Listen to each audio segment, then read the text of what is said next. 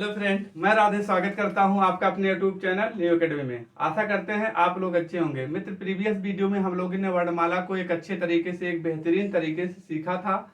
आप जाकर उस वीडियो को देखें और उसको सफल बनाएं। ठीक है मित्र, देखेंगे आप वीडियो को देखेंगे, आपका जो कन्फ्यूजन होता है, अभी तक होता आया है, वो कन्फ्यूजन आपका दूर हो जाएगा। ये कहने की बात नहीं है मित्र, आप वीडियो को देखते हैं तो आपको खुद ही समझ में आ जाएगा, क्योंकि आप सब समझदार हैं। ठीक है मित्र, तो आइए आज हम शुरू करेंगे जो है संधि का टॉपिक शुरू करेंगे मित्र। अगर आपने वर्णमाला का टॉपिक नहीं देखा है तो पहले जाकर के आप वर्णमाला को देखिए, इसके बाद जो है संधि में आइए। संधि से जो आपका डर अभी तक बना हुआ है वो हम कोशिश करेंगे, पूर्ण रूप से कोशिश करेंगे वो संधि, आप जो कन्फ्यूजन है आपका, जो डर है आपका दिल से दिमाग से, उसे हम निकाल देंगे। ठीक है मित्र, तो आइए शुरू करते हैं। एक बात और बताना चाहते हैं मित्र, अगर आप चैनल पे नए हो तो चैनल को सपोर्ट करिएगा, चैनल को सब्सक्राइब करिए और यार दोस्तों को शेयर करिएगा। ठीक है, तो आइए शुरू करते हैं संधि के बारे में। संधि के बारे में पहले तो हम जानते हैं संधि जो है, संधि का अर्थ क्या होता है। पहला पॉइंट आप लिखिए, संधि का शाब्दिक अर्थ क्या होता है। शाब्दिक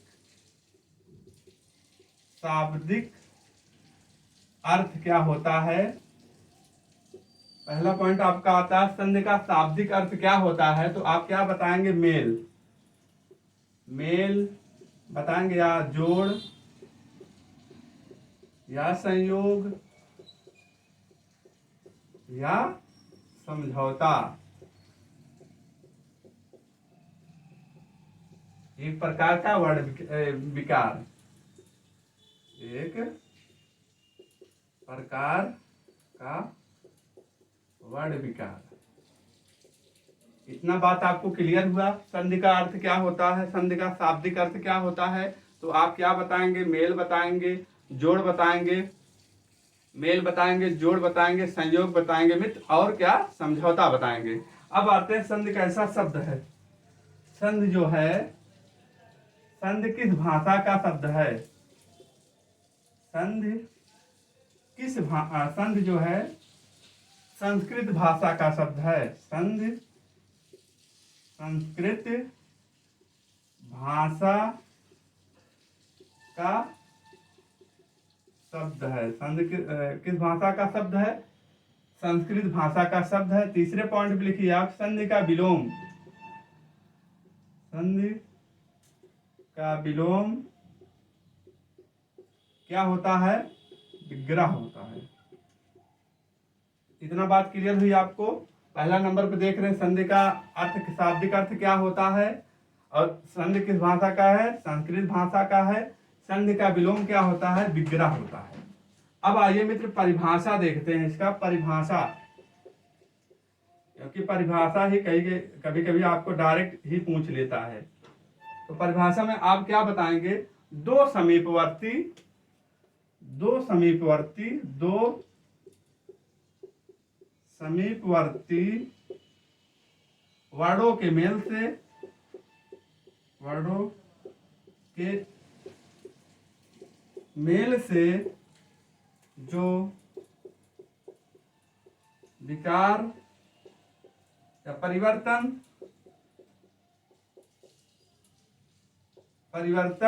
होता है,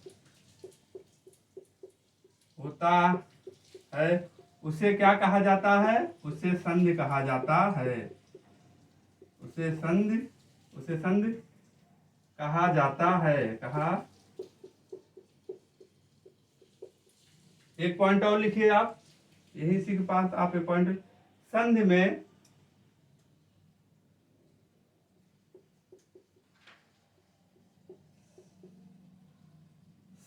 शब्द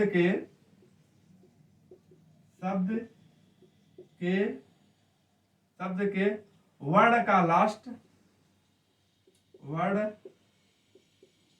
का अंतिम, संधि में शब्द के अंतिम वर्ण, संधि में शब्द के अंतिम वर्ण का, अंतिम वर्ण तथा दूसरे शब्द दूसरे शब्द का आदि वर्ण का मेल होता है, आदि वर्ण का मेल होता है, वर्ण का मेल होता है। आइए क्लियर करते हैं कैसे। जैसे हम बोलते हैं लघुर्मी, लघु प्लस उर्मी इक्वल टू क्या हो जाता है, लघुर्मी, लघुर्मी। कैसे, हमने क्या बोला है, संधि में शब्द के अंतिम वर्ण, शब्द के पहले शब्द के, संधि में पहले शब्द के, यहां लिख लीजिए आप, पहले लिख दीजिए, संधि में पहले शब्द के, संधि में पहले शब्द के वर्ण का अंतिम, पहले शब्द के अंतिम वर्ण तथा दूसरे शब्द का आदि वर्ण, जैसे क्या होगा, छोटा आ प्लस बड़ा ऊ इक्वल टू क्या हो जाएगा, बड़ा ऊ, लघुर्मी। तो इसमें कौन सी संधि हो जा रही है, तो आपकी दीर्घ संधि हो रही है। तो इतना बात क्लियर हुआ आपको। और दो समीपवर्ती वर्णों के मेल से, ये भी देख लीजिए, दो समीपवर्ती वर्णों के मेल से। अब देखिए दो समीप हैं, इधर ए भी समीप है, इधर ए भी समीप है। दो समीपवर्ती वर्णों के मेल से जो विकार उत्पन्न परिवर्तन होता है उसे क्या कहा जाता है, उसे प्यारे दोस्त संधि कहा जाता है। आप इतना इसको नोट डाउन करिए और इसी तरीके से आप इसे देखिएगा। आइए आगे बढ़ते हैं, हम लोग आगे बढ़ते हैं, संधि के प्रकार देखते हैं। स्वर संधि, व्यंजन संधि, विसर्ग संधि के बारे में हम लोग जानते हैं। डिफिनेशन हो गई, और जो कुछ मुख्य बिंदु जो पूछे जाते हैं आपके एग्जाम में आने के चांस होते हैं, उन्हें हम लोगों ने कवर किया। अब देखते हैं संधि के प्रकार। हेडिंग डालिए सब मित्र, हेडिंग डालिए संधि के प्रकार। संधि के प्रकार, संधि जो है, संधि तीन प्रकार की होती है, संधि तीन प्रकार की होती। संधि कितने प्रकार की होती है, तो आप क्या बताएंगे, तीन प्रकार की होती है। कौन कौन सी संधि है, आइए देखते हैं। तो पहला क्या हो जाएगा प्यारे मित्र, पहला हो जाएगा स्वर संधि। पहला क्या हो जाएगा, स्वर संधि। दूसरा क्या हो जाएगा दोस्त, व्यंजन संधि, व्यंजन संधि। और तीसरा क्या हो जाएगा प्यारे दोस्त, तीसरा हो जाएगा हमारा विसर्ग संधि,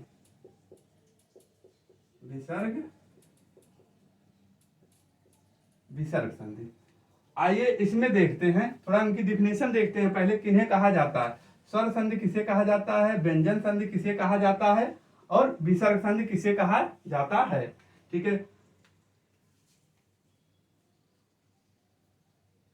स्वर संधि किसे कहा जाता है, व्यंजन संधि किसे कहा जाता है, इसको आप इसी तरीके से नोट डाउन करिए। तो आइए इसको लिखते हैं, दो स्वरों के मेल से। इसमें लिखिए दो स्वर, जब दो स्वरों के मेल से, दो स्वरों के मेल से जो विकार उत्पन्न होता है, विकार या परिवर्तन होता है, उसे परिवर्तन होता है, किसमें होता है, स्वर में जो परिवर्तन होता है, क्या होगा, किसमें, जब दो स्वरों के मेल से, या जब दो स्वरों के मेल से जो विकार या परिवर्तन स्वरों में होता है, स्वरों में होता है, उसे क्या कहा जाता है दोस्त, उसे स्वर संधि कहा जाता है, स्वर संधि कहा जाता है। जैसे अब देखिए दयानंद, आप एग्जाम्पल लिखिए, जैसे दयानंद, इसका विच्छेद करते हैं हम, दया प्लस आनंद, दया प्लस आनंद। तो आप देख रहे हैं बड़ा आ स्वर हुआ, यहाँ बड़ा आ प्लस यहाँ क्या है, बड़ा बड़ा मिलकर क्या होता है, बड़ा आ बनता है।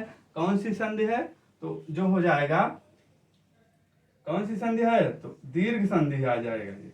ठीक है, इतना बात क्लियर हुआ मित्र, इतना बात क्लियर हुआ, नोट डाउन करिए आप, इतना बात क्लियर हुआ। अब आते हैं व्यंजन के संधि के पास। व्यंजन संधि के बाद आते हैं हम, इसमें आते हैं जब किसी व्यंजन, जब किसी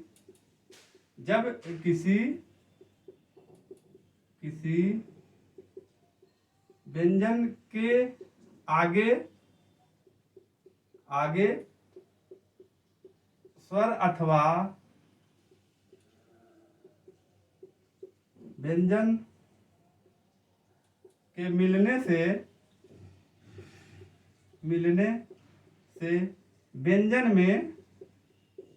व्यंजन में जो विकार होता है, जो विकार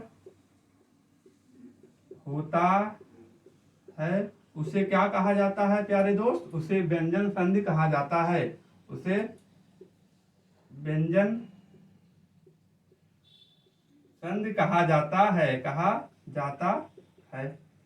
अब इसको कैसे कहा जाता है, इसको कैसे सिद्ध करते हैं, आइए हम सिद्ध करते हैं। वागीश जैसे हुआ, वागीश जैसे, अब हमने क्या बोला, किसी जैसे वाक, इसका विच्छेद कर लीजिए, वाक प्लस ईश। अब हमने क्या बोला, स्वर या व्यंजन, जब किसी व्यंजन के आगे स्वर अथवा व्यंजन के मिलने से व्यंजन में जो परिवर्तन होता है, इसमें मित्र व्यंजन में परिवर्तन होगा। जैसे यहाँ का है, यहाँ क्या है, ई है। ठीक है, अब क्या बोले हैं, व्यंजन में जो परिवर्तन होता है, व्यंजन में परिवर्तन होगा तो व्यंजन संधि पढ़ेंगे तो प्रथमा जो है तृतीय में बदल जाता है, तो क्या हो जाता है, गा हो जाएगा और प्लस ई हो जाएगा। ये दोनों सेम रहेंगे, मिलकर के आगे क्या बनेंगे, वागीश बनेंगे, वागीश बनेंगे। तो इतना बात क्लियर हुआ, व्यंजन संधि हो गया। अब इसके बाद आते हैं विसर्ग संधि आते हैं। विसर्ग संधि में आते हैं, विसर्ग संधि की डेफिनेशन लिखे, जब किसी व्यंजन विसर्ग जो है, जब किसी विसर्ग के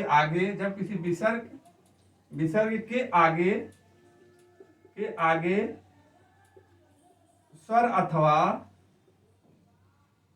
स्वर अथवा व्यंजन के मिलने से विसर्ग में जो परिवर्तन होता है उसे क्या कहा जाता है, उसे विसर्ग संधि कहा जाता है। मिलने से विसर्ग में जो परिवर्तन होता है, विसर्ग में जो विकार होता है, विकार या परिवर्तन होता है, उसे क्या कहा जाता है दोस्त, उसे जो है विसर्ग संधि कहा जाता है, विसर्ग संधि कहा जाता है। जैसे एग्जाम्पल देखिए,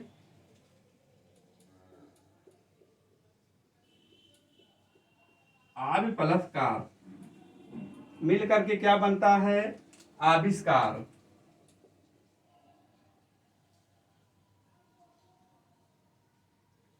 अब इसमें क्या बोल रहा, विसर्ग में जो परिवर्तन होता है मित्र, इसमें क्या होगा, विसर्ग में परिवर्तन क्या हो रहा है, ये विसर्ग परिवर्तन हो रहा है, का सेम कर रहा है, विसर्ग में परिवर्तन होता है। तो जब ये परिवर्तन हुआ किसमें, खट्टी सा में, तो आविष्कार हो गया। आशीर्वाद भी हो गया इसी तरीके से।